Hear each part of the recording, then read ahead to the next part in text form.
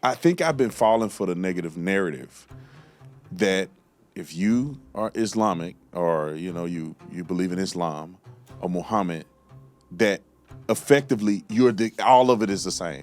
If the mission of Muhammad was to be the Antichrist, he would actually support the narrative that Mary was an obscene woman. In the West, Muslims are separate from their book. Ilhan Omar, give her the Quran. If she can read a page, Brandon, I promise you, I'll shave my beard tomorrow. If she can read a page from the Holy Quran. Muhammad did not marry a 6-year-old or a 3-year-old or a 9-year-old. He did not marry a 6-year-old and consummate the marriage at 9. The word infidel is not a noun in Islam, it is a term.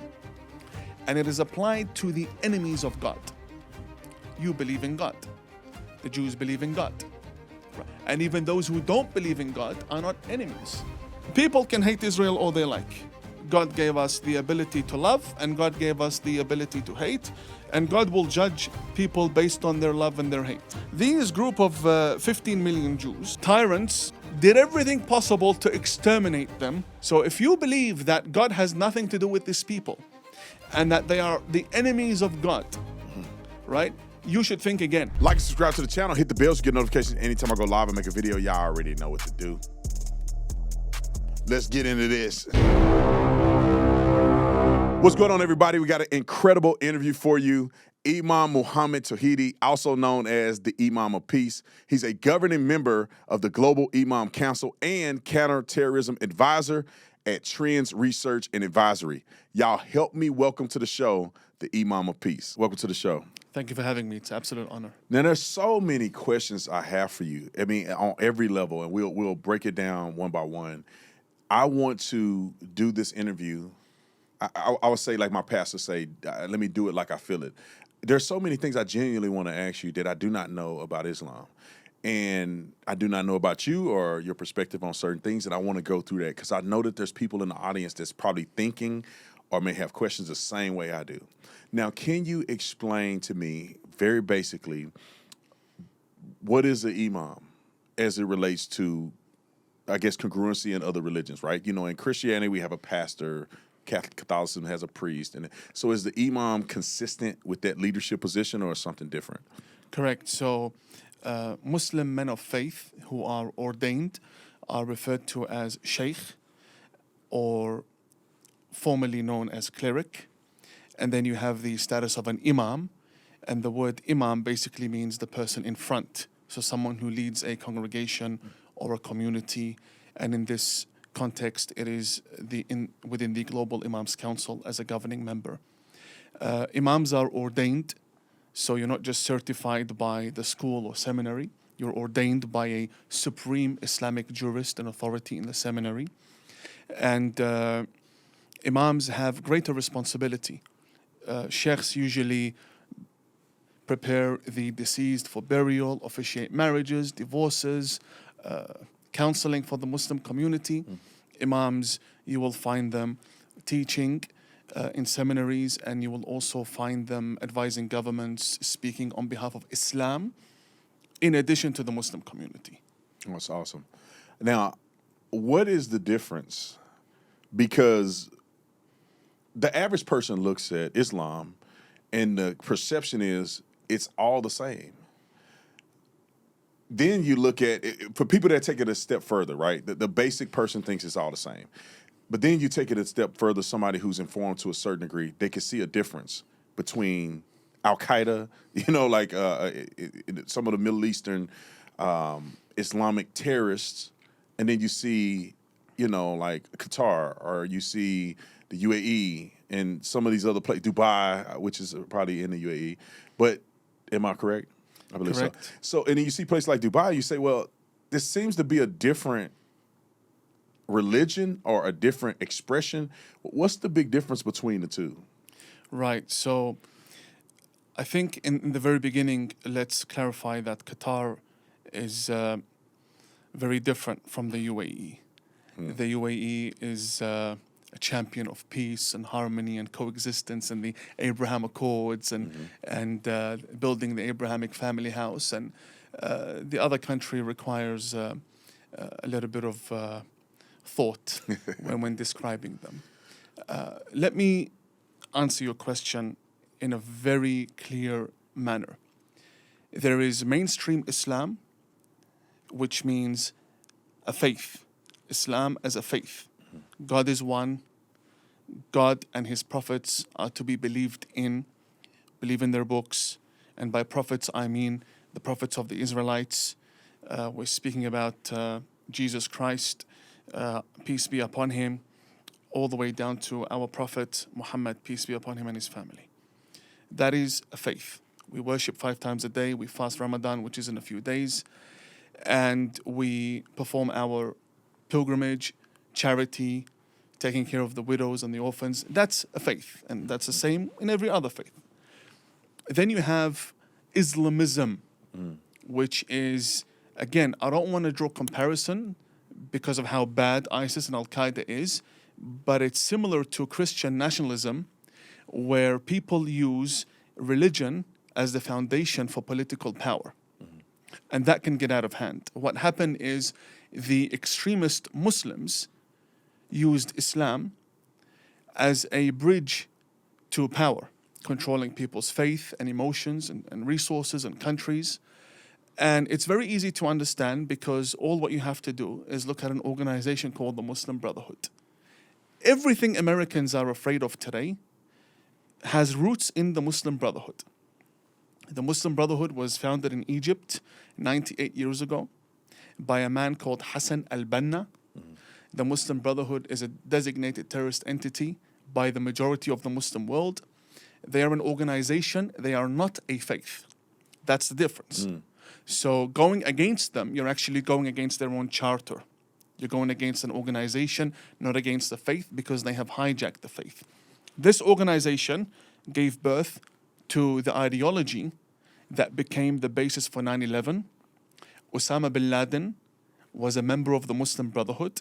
ISIS, al-Qaeda, Hamas, these are all children of the greater mother organization that is the Muslim Brotherhood. So now it becomes very easy to understand why you have Muslims who love America, who are in the army, in the Navy, they're out in the media supporting America, waving the American flag, and you have Muslims in other countries who are pro-democracy, who not only want to live in peace, they give back to the country more than they take. And they want to lead the good life in the West, who are clashing with the extremist fanatics who believe in a revolutionary ideology. So they believe in a global caliphate, in which both you and I will have the same status. It's not like I would have a better time because I'm Muslim. No, in fact, they'll kill me before they target someone else. So we're dealing with organizations, and I believe that the current year and last year, 2025, 2026, these extremists have taken a serious blow because of President Trump being in office. And I think we are heading on the right track in designating them as terrorist entities. Yeah, that's very interesting because, I've always wondered. I had a young man that when I was a police officer, I used to train officers how to become police officers through the FTO program. So I was an FTO leader.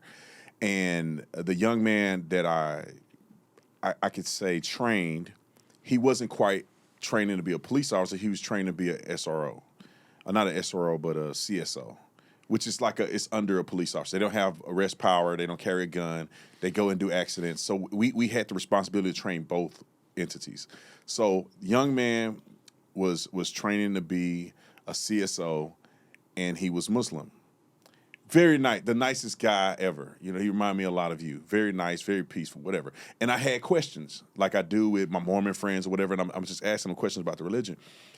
The infidel came up, right? And now, ignorance on my part, I have no idea. I just hear it online. Never read it in the Quran. But I asked him, I said, would I be considered an infidel? He said something very interesting to me, which does not mean that what he said was true. He may be just like Christians. Some Christians don't even read their Bible, but they claim the faith. But he said this to me, and I want to know your thoughts on this and clarification on it. He said the only reason that you are not considered an infidel, meaning that I will attack you or death will be the end result for you, is because we're at peace. If there is a conflict or when the rubber hits the road and it's no longer peace, it's going to be me versus you because you're a Christian. Is any of that true? Or can you get some clarification on that? Everybody's the infidel if you're not a Muslim? Right. So the answer was a little inaccurate. The term infidel is a term. It is not a noun. So it's not a word in Islam. Yes, it is. Again, we're talking about the Arabic word that is loosely translated in English as infidel, which is not the same thing, because that is a legal word that falls within certain jurisprudential categories that requires a jurist to rule upon who is an infidel or not. But essentially, to just cut to the chase and give you the straightforward answer, the word infidel is not a noun in Islam, it is a term. And it is applied to the enemies of God. You believe in God. The Jews believe in God. Right. And even those who don't believe in God are not enemies of God, because an enemy of God is like the Nimrod, who, he's foolish, but he took a bow and arrow and he wanted to strike God in the sky. And then God, in our tradition, sent him a fly that entered his nose and messed up his brain, and then he passed away because he tried to put Prophet Abraham in a catapult and cast him into the fire. That's our narration of that event. The infidel is the Pharaoh who claimed to be God. Now, that is an act that we consider to be an act of war against God. Not someone who's just not convinced or lives in the Amazon, hasn't had anyone come about to guide them. People living their lives as Christians, Jews, Buddhists, with faith, no faith.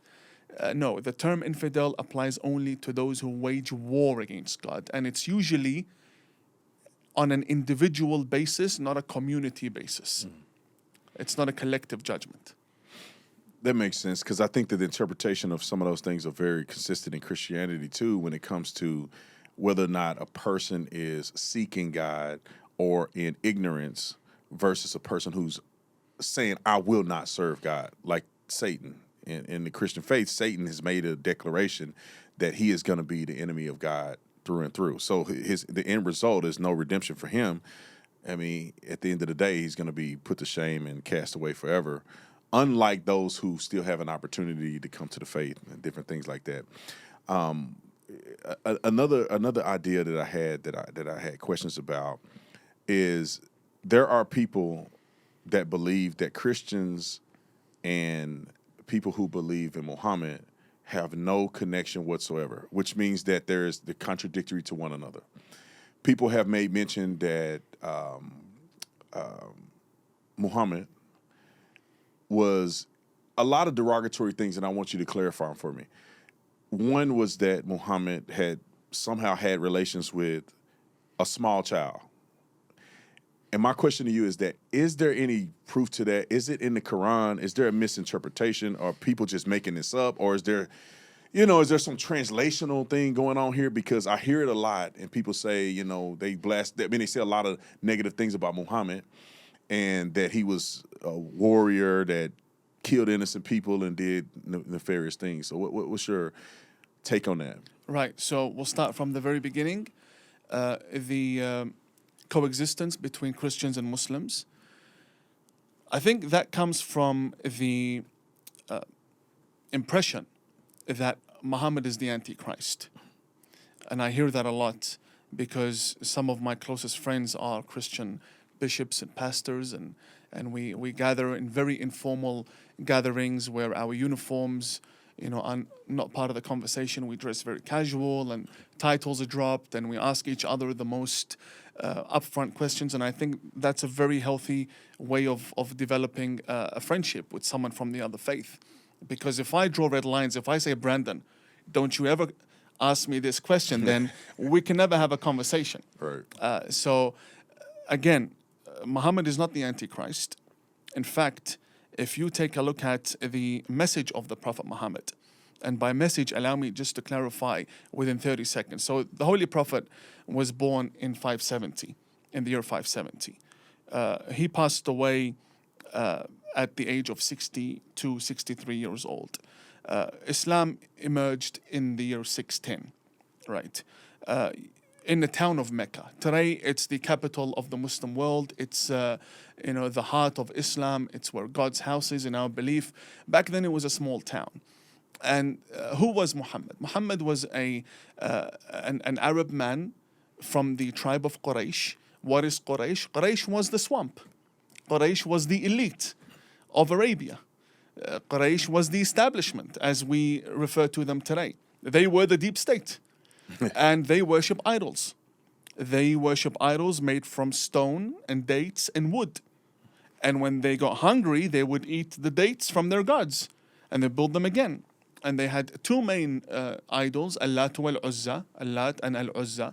And they worshipped them, and they sacrificed for them, and they killed their newborn daughters out of shame for God giving them a daughter, and they would bury them alive. And it was just a mess of a society that was very, very misguided. And so what it was missing is belief in God, monotheism, belief in one God. Because again, the Prophet Muhammad, even though he came from that society, he did not worship idols. He was practicing an Abrahamic faith. And he's referred to as a Hanif, someone who stayed true to the message of Abraham, believing in one God. And so he brought that message to Arabia. And he was fought by his own tribe. His own people tried to kill him, his own family. His own blood family members tried to kill him, Quraysh. So he went to war against them in a tribal context with the permission of God. So tribal context meaning there were tribal laws applied to those conflicts, right? If you surrender, then nothing happens to them. And he claimed Mecca, and he was accepted in Mecca because he returned home. There was no conquest of Mecca, even though it's called that. But he simply returned home. Now, he came with a book which was revealed verse by verse, we believe, through Archangel Gabriel onto the Prophet Muhammad. And in this Holy Quran, in the very heart of the Quran, is the chapter of Mary, the mother of Jesus. Surah Maryam, chapter of Mary. It begins by narrating the miraculous birth of Jesus Christ without a father. Right. So I want to stop here. If the mission of Muhammad was to be the Antichrist, he would actually support the narrative that Mary was an obscene woman. God forbid. Right. Instead, we believe that among the mistresses of the universe is a woman called Mary. And so the greatest service, if you're looking at it from an Abrahamic context, and I understand 100% the Christian outlook on God and Jesus Christ being above the entire Abrahamic family house and that he's the son of God, I understand and I respect that entirely. But within our Abrahamic context, the roots of the biblical message, the roots that take us back to the teachings of Moses, right? In the Abrahamic context, Islam provided the greatest service ever to Christianity. The Prophet Muhammad provided the greatest service ever to the Christian community because they were being outcasted globally in the entire region. Mary was this until Islam came and said, hang on. Mary, the pure woman who gave the miraculous birth to a man named Jesus Christ. We call him Aisha. So the word Jesus Christ is foreign to Islamic vocabulary, but Isa ibn Maryam, Isa, the son of Mary. So number one, Muhammad is not the Antichrist because from the very beginning he was in a defensive mode towards anything that is anti-Christian. He wanted to defend Christianity greatly. And yes, battles took place all the way down to the conquest, and we can speak about that. But again, that is not the Prophet Muhammad. The Prophet Muhammad had a lot of arguments with Christians about the Trinity, about the status of Jesus Christ. if he was indeed the Son of God. You, Brandon, believe that Jesus is the Son of God, correct? I believe he's a prophet from God. What brings us together is that we both believe what Jesus came with was from God. Right. Right? So the message we agree on. The status of Jesus is what we differ on. But hey, we agree on the miracles. So I believe Jesus Christ cured the blind. And I believe in the miracle of feeding thousands of people from a loaf of bread. And I believe that he gave life to a bird created from clay. You believe that was divine power. I believe it was with the permission of the divine that he had those powers. It's very, very close. Yeah, it is. Right? So I want to wrap up the first part. Islam is not against Christianity. Muslims and Christians throughout time have argued and fought. It's gotten bloody at times, and we see that today as well with ISIS attack in the West, and we can speak about that. But I want to get to your second question. Muhammad did not marry a 6-year-old or a 3-year-old or a 9-year-old.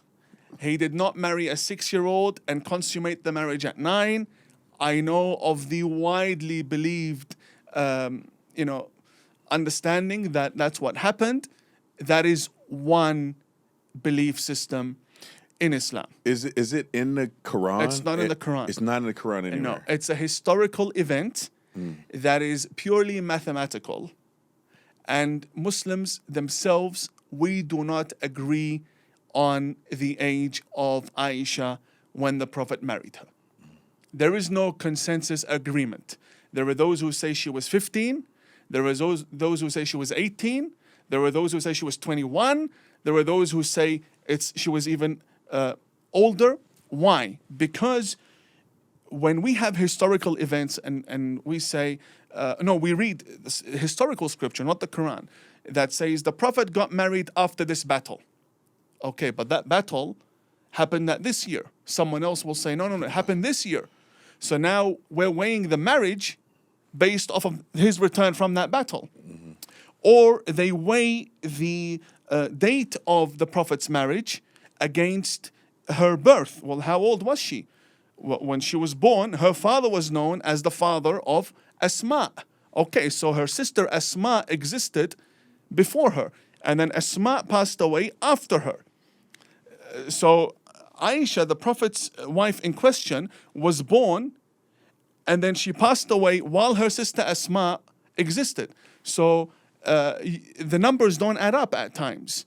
Asma was 100, the widely understood belief. She was 100 when she passed away. And Aisha was not there at her funeral, so she must have passed away beforehand. It's purely mathematical. And the way Arabic numbers are written today, that's actually the Indian numbers. Today's Arabic numbers are Indian. And here's something that you might find interesting. The English numbers today are actually the Arabic numbers. Oh, is that right? All right, so the 1, 2, 3, 4 that we have, that's Arabic. Those are the Arabic way of writing numbers. But anyway, the way the numbers are spelt in Arabic, you move a dot from one letter and you place it somewhere else, you change 60 to 90. Wow. With one dot. And the dots came in later. So before, Muslims would actually write without putting dots. A man by the name of Imam Ali, peace be upon him, who's the cousin of the Prophet Muhammad, put the dots on the Arabic language. But again, that's not an isolated issue when it comes to dates in the Muslim world. No, we have events. For example, let's not go too far. The Prophet's daughter, Fatima, she has 3 funeral anniversaries. We commemorate 3. Why? Because we don't know whether dots were on this side or at the later part of the word. So we have 3 narrations when she passed away. We commemorate all 3 to make sure we get the rewards of commemorating his daughter's martyrdom. That's basically it. So it's not an isolated issue. It's very common, and at the end of the day, it's historical. Again, here's the thing. If we were to say that the Prophet married a 9-year-old, right, and she lived the entire time with him as his main wife, where were the kids? Where were the kids for us to know their birthdays? Because now the Muslim community is documenting everything. We have, I can give you thousands of volumes of the Prophet's movements, how he walked, how he spoke, how he combed his beard. We have the smallest details of the Prophet's life. And we have the birthdays of his children and his grandchildren until today. We have his entire descendants and offspring. Some of them are rulers, the king of Morocco and the king of Jordan. So these details, if there were kids from Aisha, fine. When were they born? Who did they grow up to get married to? These are numbers. You can't play around with maths. Numbers don't lie. So I am of the camp that believes she was 21 because I weigh her age based on other historical events that are non-negotiable. This war took place, the Christians documented it, the Arabs documented it, the pagans did, and so did the Muslims.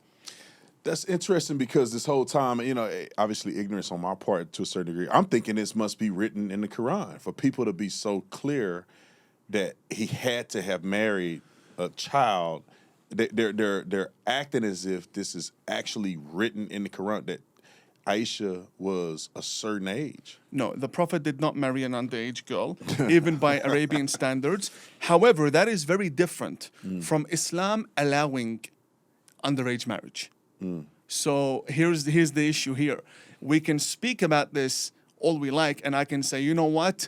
How old was Mary, and how old was Mary's cousins, and how old were some Jewish figures? But that's a real question, right? I mean, how old was Mary? Right. Again. Right. I don't know. There's probably somebody got the answer, but I think that I heard that come up too. Was that people were saying but some people would argue that Mary was pretty young too, and not 6 or something, but she was younger than people may imagine that she was. And this conversation about underage marriage can continue up until today. Some American states permit engagement and legally, and then there are Muslim countries that say 18 and over.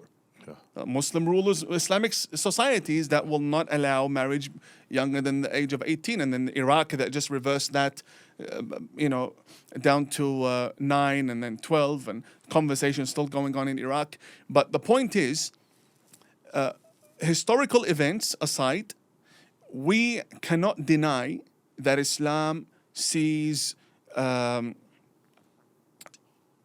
age of puberty, adulthood, for girls to be before boys, because we go off the lunar years. We follow a lunar calendar, right? That's in scripture. It's in scripture.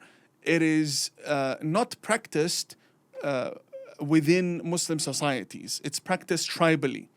If you go to the outback Iraq, for example, yes, they'll marry kids off at 9, and why? Because they believe she's ready for marriage, and we are of the group of Muslims, the majority who are against that. We're against it. We don't believe in it.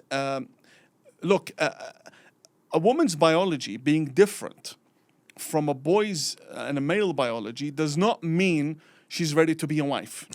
Right. It does not mean that at all. And of course, you have advanced studies in biology, in science, in medicine that show you how damaging it is to women in society, how and exactly why Muslim countries just do not allow it today. This is tribal law. We need to differentiate between tribal law and federal national law, common law, civil law. These conversations, even the conflict between Muslims and Christians, is all tribal law. It's all tribal law. So Muslims are believed to hate Jews. Why? Because there were problems in the let's say in the Arabian Peninsula. Under what context, though? The Jews of Arabia were allied before Islam with Arabian tribes who then went to war against the Arab tribes, who happened to have converted to Islam then. So then naturally, in tribal law, the ally is the target. That is the issue. When Muslims fight with Jews, it is, in the past, it was tribal law. It was not that Islam is against Judaism.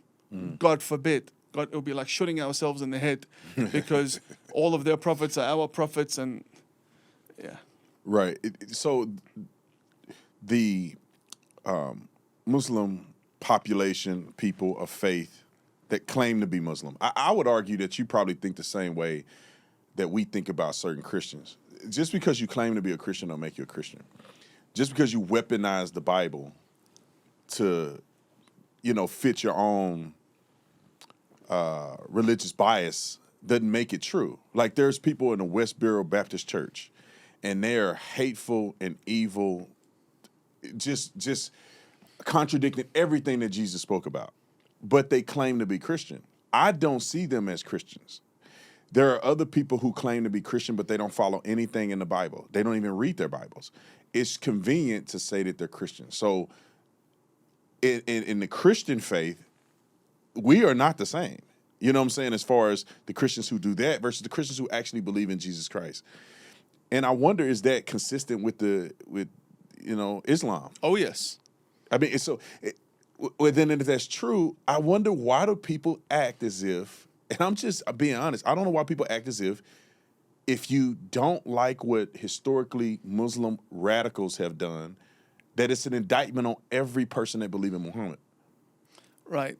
The faith being separate from the adherent is a very real conversation in Islam. In fact, we believe that the Holy Quran curses the reader if he's a tyrant. So you'll have some, like the leader of ISIS, who opens the Quran and reads from it. We believe that the Quran curses him back. So, it's all performative, because at the end of the day, they don't follow the Quran, they follow their own charter. ISIS had its own constitution that permitted them to kill people like my uncle Faris in Iraq, that permitted them to kill more Muslims than any other group.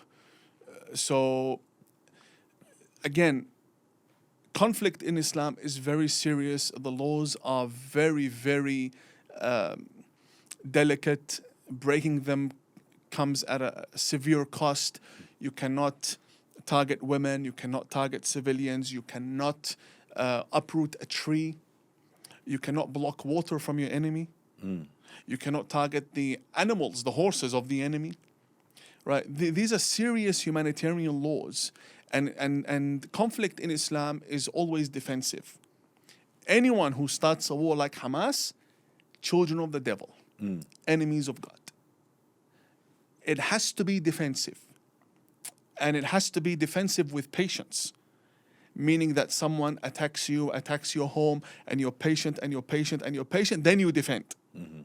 Right? But you don't start by saying, okay, it looks like they're going to attack, let us have them for lunch before they have us for dinner. Right. That does not apply in Islam.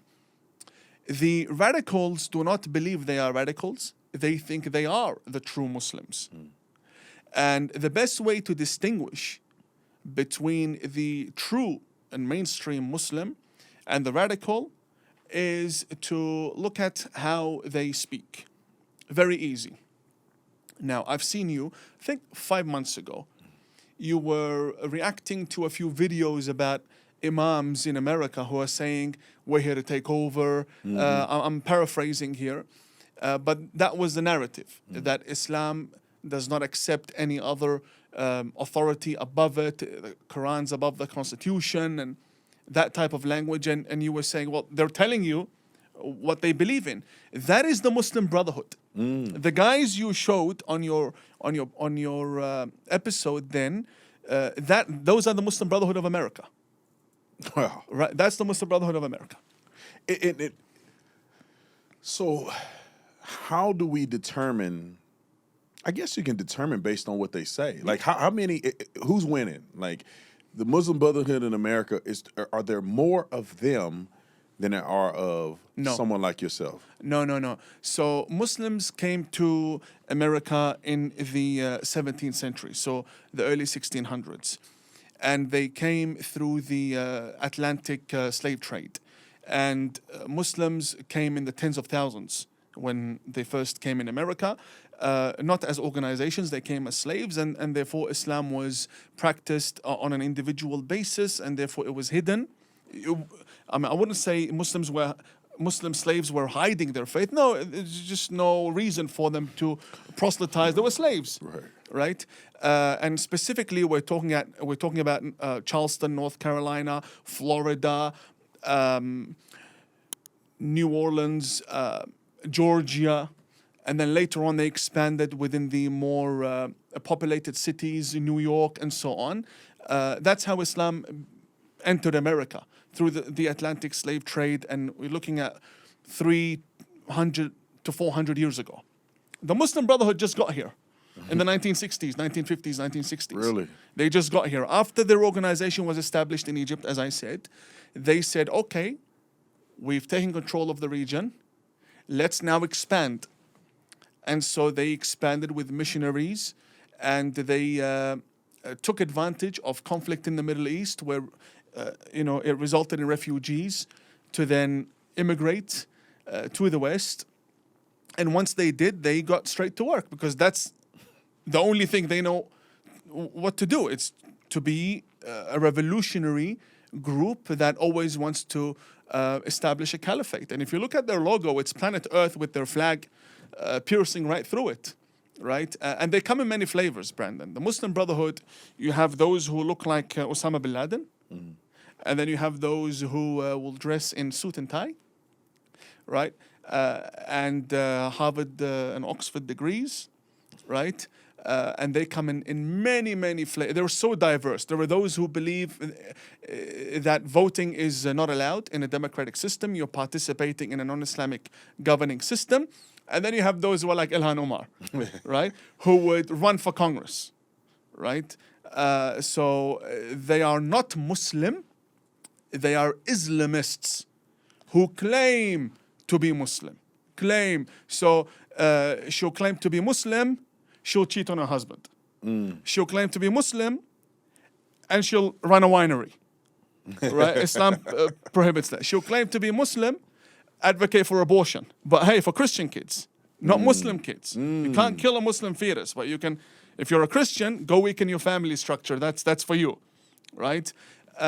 She'll claim to be Muslim, and then do what she did to her first husband and marry her brother, right? What was that, brusband that she had?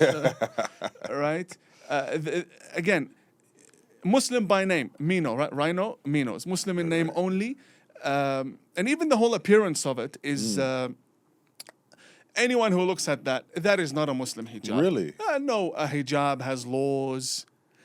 There's a way a hijab is worn. It needs to convey piety and selflessness and total detachment from what is materialistic.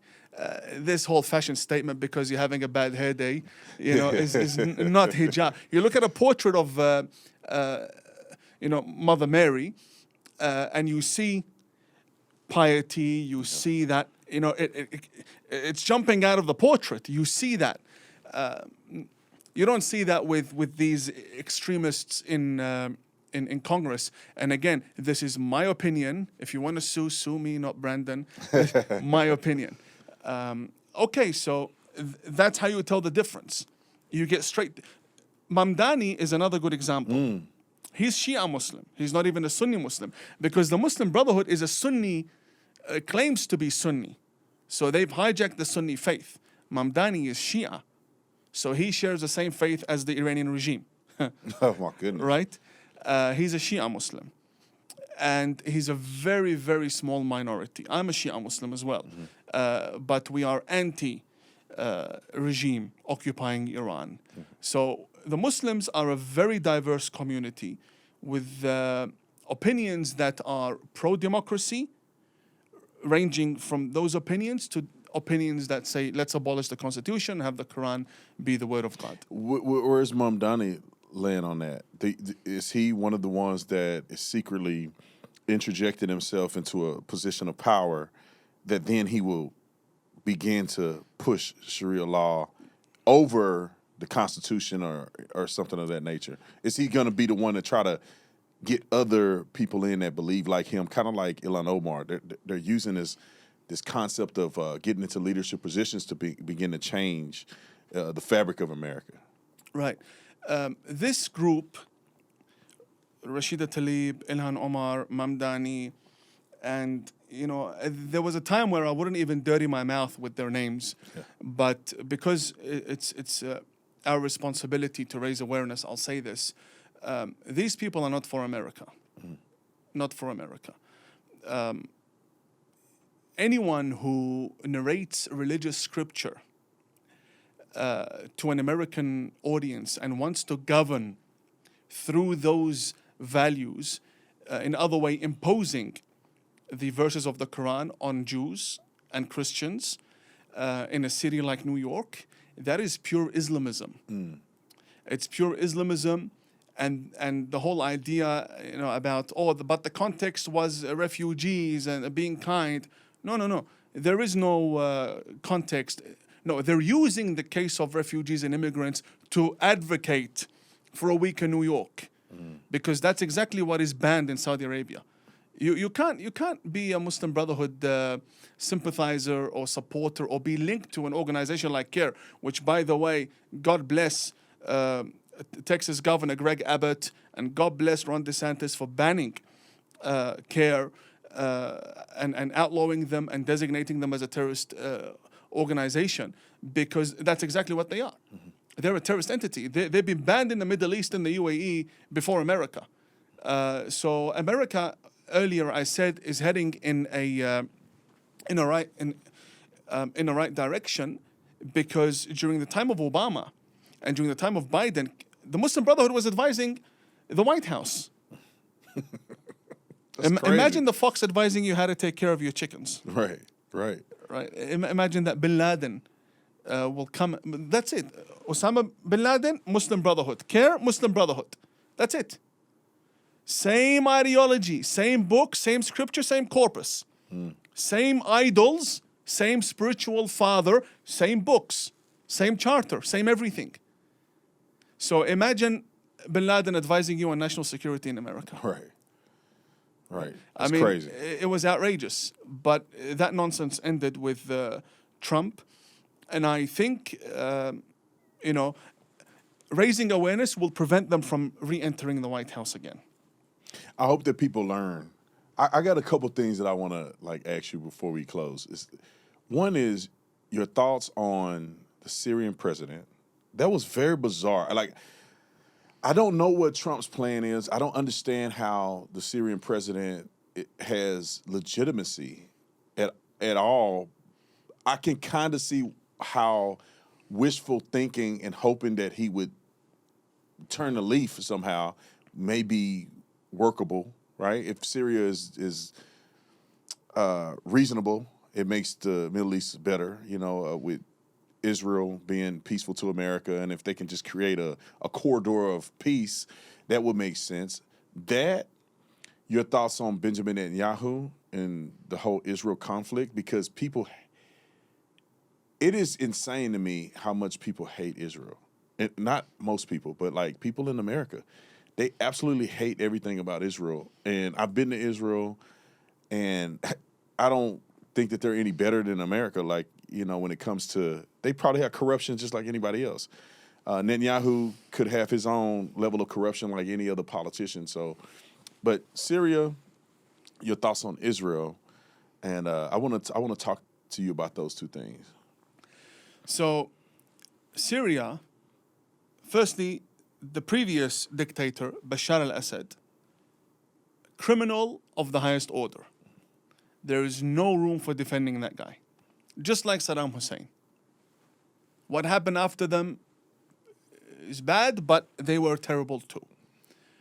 The current president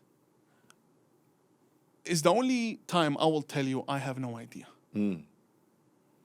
Believe you me, if I knew, I would tell you, Brandon. I am as confused as everyone else is. Because there are two scenarios here. Either he fooled his own people. He ran this group of fighters and rebels and previously al-Qaeda in Iraq, imprisoned, and then the minute he got into government, donned the suit and tie and the most expensive watches and shaking women's hands. What's going on? Because he currently does have opposition from his own support base who say, hey, hang on, you turned your back on us. We were supposed to establish a caliphate. We were mujahideen. All of a sudden, you look like a Western ruler. What's the story? So either that he took his people for a ride, or he genuinely woke up. And believe you me, a radical, the minute he feels he's been ripped off, they change 180 degrees. And it can happen like this. Like I'm not sure who was speaking to him from within the rulers, but if he is 100% convinced by the Saudi narrative and the UAE narrative of making sure that your country focuses on business and peace and don't go down the path of Iraq with ISIS and the terrorist groups and the militias and Iran interferes, and he is convinced, we'll have to see. But I really don't know. Yeah. He's confused the brightest people.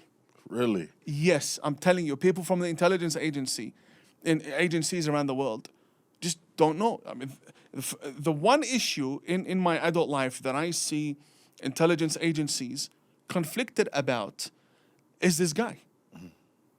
I mean, this is not even taqiyya, there's not even deception. We don't even know. But what we do know is that anything but Bashar al-Assad. And we say the same thing about the rulers, the terrorists occupying Iran. Yes. Anything but Khamenei. If Satan himself comes to govern Iran, be better than Khamenei. Because Satan tells you, you know what? I'm anti-God. Right. These guys say, no, we'll kill, 60, 80,000 people like this in the name of God. That's the difference. That's the difference. Wow. Right? So anything but these guys. So I don't know about Syria, honestly, I don't know. Benjamin Netanyahu, again, I don't know. Because on the other hand, if Hamas attacked the Saudis in that way, if they attacked another Muslim country, there would not be 2 years of negotiations with Hamas. Believe you me, it'll be nuclear if nuclear was an option. The idea of a ceasefire and let's release some from Israeli prisons so that we get a few hostages back, it would be an entirely different conversation. If you entered Saudi Arabia and massacred over 1,000 people, it'll be the end of Hamas and that conversation a week later. I'll tell you that. Right? Same in America. There will be no International Criminal Court of Justice and talks of genocide and none of that. It'll be gone. That's one thing. So I understand the reaction. I understand that. It could have been someone else in office. I understand that. But as a politician, I don't know. I'm not Israeli. I don't see how it relates to me, but from how it relates to the Muslim world, he's the head of the nation of the Jewish people today. So I look at everything through two lenses, religion and history. These are my glasses, religion, history, not politics. And I'm coming to your next question, which is hating Israel. People can hate Israel all they like.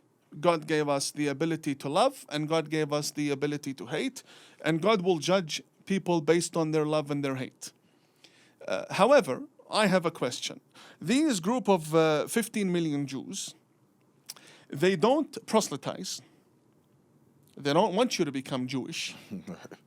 For a very long time, did not have a government to defend them. For a very long time. Tyrants did everything possible, starting from the Pharaoh down to Hitler, did everything possible to exterminate them, and they continue to not just exist but thrive, and thrive better than the majority of the people around them. So you look at Iran, how old is it? It's a millennia, ancient civilization. So is the Jewish nation. But after the Israeli independence in 10 years, they were on par with Iranian technology, right? So And that's what Saddam Hussein couldn't believe. Like, how? How do they do that? Right? With all the challenges and all the wars. So if you believe that God has nothing to do with these people and that they are the enemies of God, right? You should think again. Because I'll tell you this, there are religions that have gone extinct for one of those reasons. Having a tyrant come after you, or simply not proselytizing, right? And simply not having anyone defend you. There were religious groups that have vanished in the region for one of those reasons. And Israel has 3 of those reasons. The Jews have 3 of those reasons. And so clearly there's something between them and God. Right? Clearly, I tell you that. That these people will be there. And here's the thing. The understanding of Jews in Islam is extremely different from the understanding of Jews by Muslims on the ground today. Really? Yes. God says in the Holy Quran, for example, chapter 2, verse 62, right? Or for example, in chapter 5, verse 20 onwards, O children of Israel, enter the Holy Land that God has written for you. The Holy Land, you know Israel's borders today? They are part of what is the Holy Land. The whole of Sinai is the Holy Land. Moses in the Holy Quran, it states he entered Sinai and God said to him, Moses, take your sandals off. You are now in the Holy Valley, right? A symbolic gesture. You know, you enter a mosque, you take your shoes off. I'm not saying now you can't wear shoes or boots there, but symbolically, when you claim it. And so God designated this entire region of Judea for the Jewish people, for Moses, my prophet and your prophet, Moses. And Hamas wants to steal that from Moses. I don't care what people think about Israel or Jews. You want to be anti-Semites? God's going to destroy you. That's on to you. But to steal from Moses is an entirely different conversation with an entirely different defense, because the number one defender for that is God himself. That's why you're always losing the wars. That's why God hates you. Because you're simply saying Judea belongs to Muslims. And Muslims want nothing to do with Judea. We have nothing to do with Judea. Here's the thing. Here's basic history, okay? So our prophet, peace be upon him and his family, passes away in 632, in the year 632, right? On his deathbed, he orders a young man by the name of Osama, the son of Zayd. So there are historic narrations if he was 16 or 17 or 15. Point is, he was a young man. He said, Osama, get your army ready, you're going to war. And the Prophet's laying in bed. Osama says, who are we fighting against? He says, the Romans. Because I vowed that I will avenge your father's blood before I die. Your father Zayd was killed by the Byzantines. So what does that mean? It means until the Prophet's last day, he was at war with the Byzantines who were governing Jerusalem. The Prophet never went to Jerusalem. And the whole idea of the miraculous journey, you've heard this before, that our Prophet supposedly flew on a donkey or flew to heaven on a horse, right? Small brains believe in foolish things. Firstly, it was not a donkey or a horse. Muslims believe that the Prophet had this experience and it was involving the Archangel Gabriel, right? Now, I don't care who it was or how it was. Here's my story. If you're going to the heavens, are you going from the ground upwards or you're going across? You think going up? Going up. So the Aqsa Mosque is in the heavens. Al-Aqsa, the word Aqsa means the farthest mosque. The word Aqsa means the farthest mosque. We believe, Muslims believe, there are mosques in the heaven. We believe the angels pray in mosques in the heavens. We believe in that. You can think I am out of my mind. That's fine. But that is the Muslim belief. No problem. Believe all you like. We believe on top of the Kaaba, the black cube in Mecca, above it in the heavens directly, there's another mosque called Al-Bayt al-Ma'mur, right? So that's that. And we believe there's another mosque in the sky. Why? Because the sixth successor of the Holy Prophet, his name is Ja'far as-Sadiq, tells us, as for Al-Aqsa Mosque, it is in heaven. Okay, that's why it's called the farthest mosque. Okay, so what about the one in Jerusalem? Well, that was built in 705 by Abdul Malik bin Marwan, the fifth caliph of the Umayyads. He built it 73 years after the Prophet had passed away. So how can the book that Revelation had ended with the Prophet's passing refer to a mosque and a miraculous journey 73 years later? It doesn't happen. It doesn't make sense. Right. It doesn't make sense. So mathematically, it doesn't make sense. Historically, the Prophet was at war with the region. But this whole idea that Jews can't be neighbors, that's what it's down to, Brandon. Jews cannot be the neighbors according to the Muslim Brotherhood. The end. They have a problem with Jews being their neighbors. You know what? You asked me about Netanyahu. What if the Jews decided to have a kingdom, to have a theocracy? What if the Jews in Israel decided to have a communist government? What if they wanted to be socialists, have Jeremy Corbyn as their leader? You think they'll still be accepted? No, the Muslim Brotherhood doesn't want Jews, period. Basically, Hamas says in all flavors, no Jews allowed. So, and you see that translate on the street today. There's a problem in the Middle East, they'll attack a Jewish restaurant. What's your problem with the Jewish guy's stomach? He wants to eat kosher. Right. Why would you attack his restaurant? You see, so the idea of anti-Semitism, I don't know how we're doing with time. Stop me if you need to. No, we got about 5 more minutes. Anti-Semitism is not only interesting, but it can be deceptive at times. We need to look at it as a triangle. At the very top is elimination level anti-Semitism. That's Hitler's level of anti-Semitism. And the very lowest level is, we want nothing to do with them. Let's drive them out of society and then level up. Let's not employ them, right? Let's go after them and get them fired. Let's not use them in professional capacity. Let's not vote for them, right? You're isolating Jews from society. Then it goes a level up. You beat them up on the streets, right? We see that in New York and all over America, right? That's another level. And then assassination, killing, right? And then elimination level. So Islamist anti-Semitism, the anti-Semitism of the Muslim Brotherhood, is the worst ever. Have you seen that Grand Mufti of the Palestinians, Amin al-Husseini, a Grand Imam who hangs around with Hitler? Who did the Nazi salute with Hitler? No, I didn't see it. He actually got Palestinians recruited into the Third Reich. Really? Yes. So the Muslim Brotherhood, the ideology of the Muslim Brotherhood and the Nazi ideology go hand in hand. Interesting. Yes. It doesn't take a genius to discover that. Look how freaking good this looks. The product is great. People's lives are being changed by Synergy. I mean, no lie, you can see it. Even Howie Mandel has something to say about Synergy. And so the new revamp is incredible. It gives you all the information you need to know about the daytime, about the nighttime supplement. And here are all the reviews from all the satisfied customers. You name it, they're writing it. So if you have any question about how good Synergy is, the both day formula and night formula, look no further. We have it all for you. Also, it is a money-back guarantee.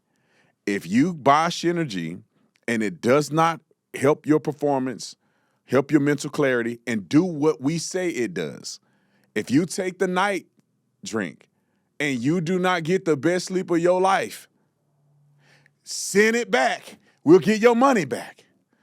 We ain't in it to try to make money off of you. We in it to make a difference. And if it don't work for you, send it back to us and we'll give you a refund. That's how confident we are in the product.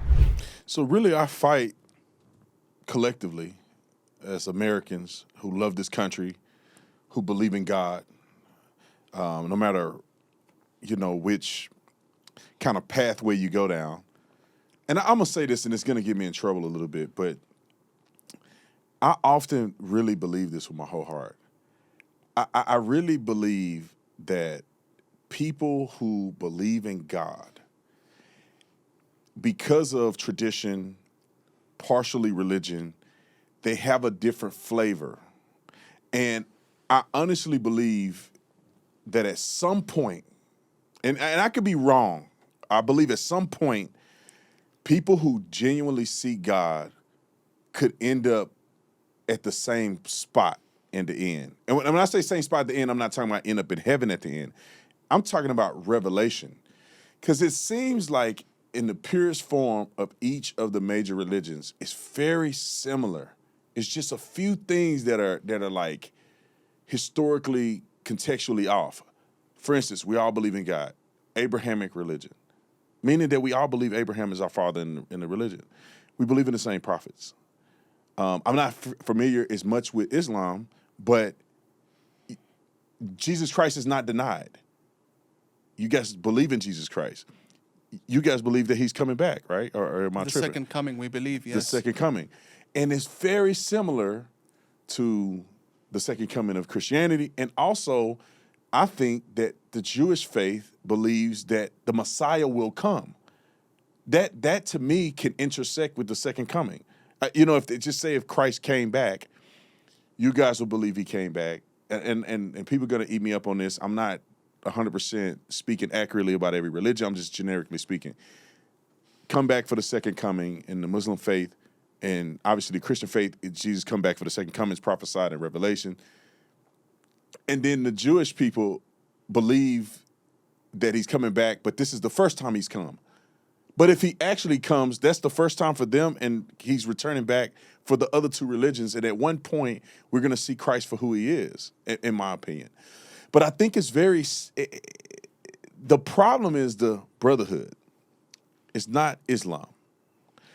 The problem in Christianity is not Catholicism. It's the radical Catholics who hate Israel and says that Israel, literally the Bible, they say Israel is the synagogue of Satan and all kind of crazy stuff.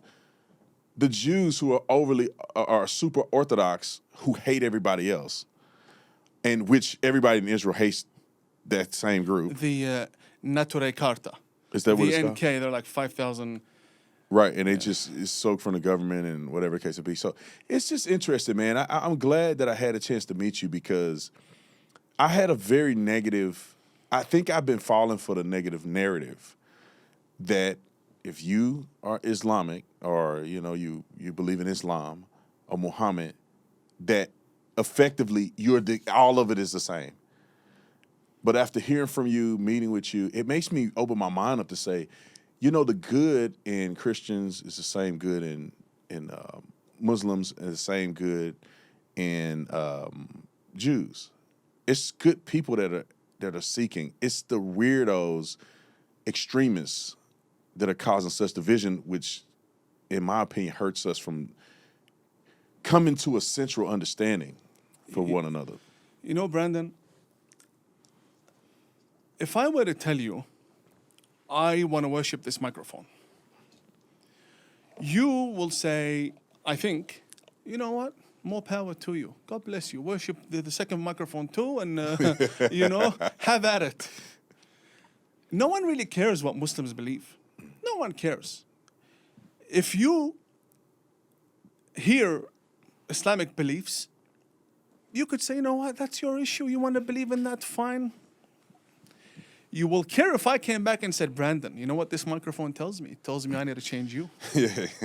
Right? It tells me that you need to die. That's when you'll say, oh, hang on, now I care. Right. Now I want to get involved and I want to understand and I want to prevent you from accessing any other microphone because you're going crazy. Right. You're bad for society. That's the Muslim Brotherhood. And their fuel is access to governments. When they get elected, it's the biggest win. That's how they progress. And if their allies get elected, counts as a win for them. You mentioned a country, a small country in the beginning. I don't want to mention its name. If you're for sale, counts as a win. The Muslim Brotherhood will rely on the LGBTQ community, whom they will kill in Gaza. They will rely on them to weaken America. In universities, politics, and think tanks, they'll rely on them. right? So the whole idea of, I want to end with this.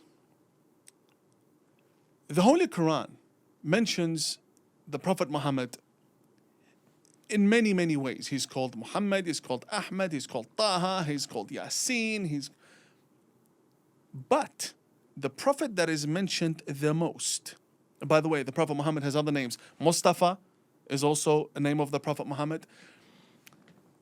Moses is the Prophet that is mentioned the most in our holy book. Why? He's a Jewish prophet.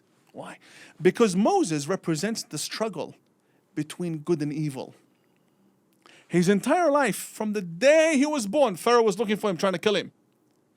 His life represents the true fight against evil. And in turn, that should educate us that all what we have to do in life is be good human beings. That's all what we have to do. Love your neighbor the same way you love yourself, and you cannot be a true believer unless you love for yourself what you love for others. That's the basis of it. Which is why it is important for us to understand when discussing religion, a religion is there to guide, not to govern, not to rule with a sword. The minute you see someone ruling and governing and attacking in the name of religion, you're the devil. You're the devil. The Prophet Muhammad came with a message to guide, not to govern. And here is the bottom line where the problem began.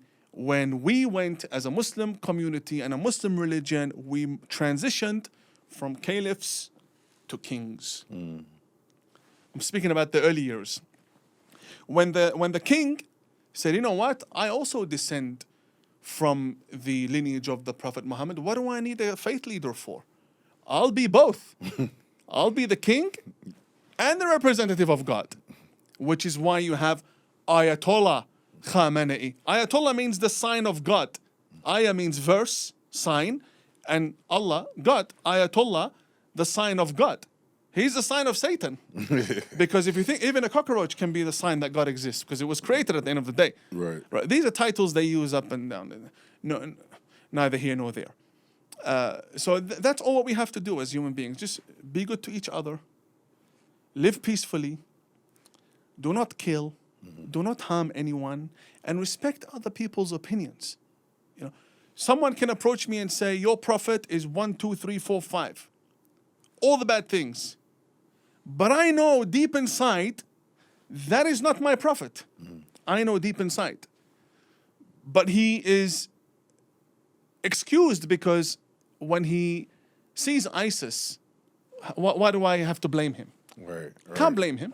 He's looking at ISIS. Right. So the good voices, and I'm not saying I'm a good voice, but the better voices need to be more vocal and be heard more and appear more, which is why I appreciate the invitation to speak to you today, so that we drown out the voices of the extremists in this country, not the other way around.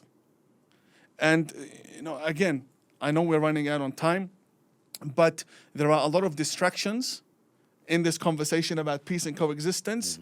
Let's leave Islam aside. Let's not talk about Islam. Let's talk about reforming Islam.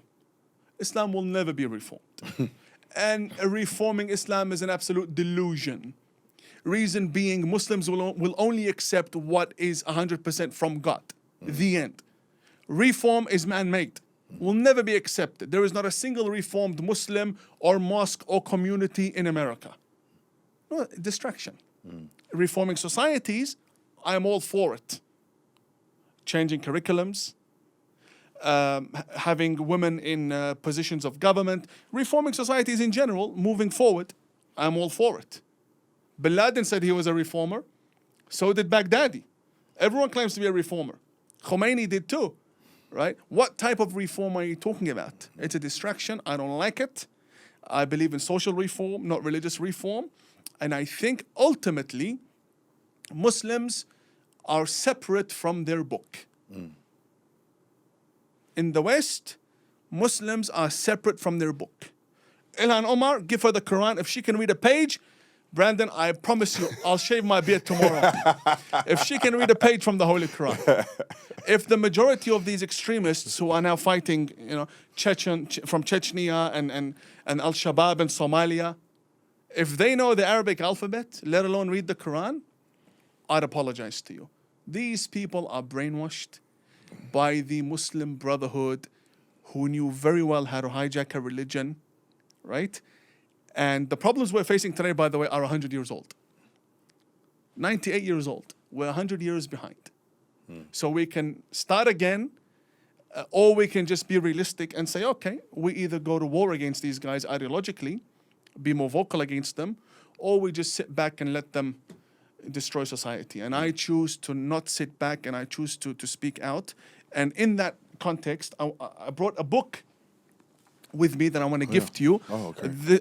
I'm not selling anything here. Yeah, no problem. This is by an excellent organization called Trends Research and Advisory.